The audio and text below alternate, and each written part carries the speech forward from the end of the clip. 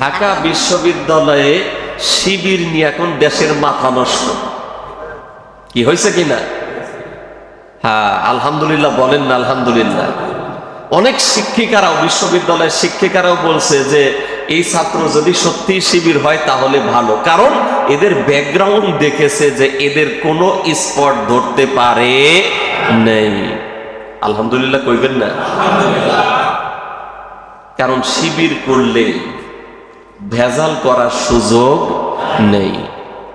টেন্ডারবাজি করা যাবে, ধর্ষণ করা যাবে, চাঁদাবাজি, মারামারি, খুন খারাপি কোন সুযোগ আছে?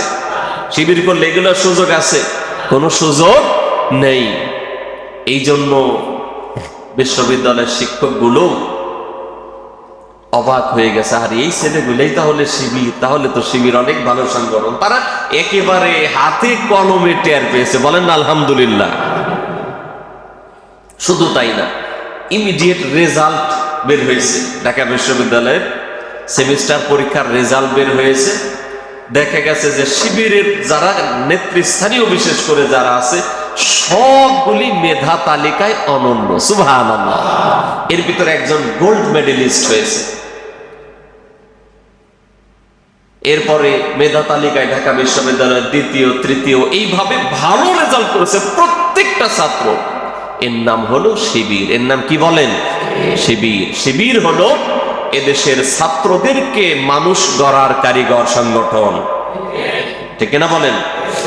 আর 15.5 বছর এই শিবিরকে ফ্যাসিস্ট হাসিনা আর তার দোসরেরা বানিয়েছিল কি? জঙ্গি, সন্ত্রাসী, ঠিক না? অথচ এদের কাছে কোনো অস্ত্র কোনো কিছুই পাওয়া যায় নাই। যত অস্ত্র সব হাসিনার বাহিনীর কাছে পাওয়া গেছে। যত চাঁদাবাজি, যত খুন, ধর্ষণ, রাহাজানি সব করেছে তার দলের লোকেরা, ঠিক কিনা বলেন? এখন সবগুলি পলাতক। সবগুলি কি?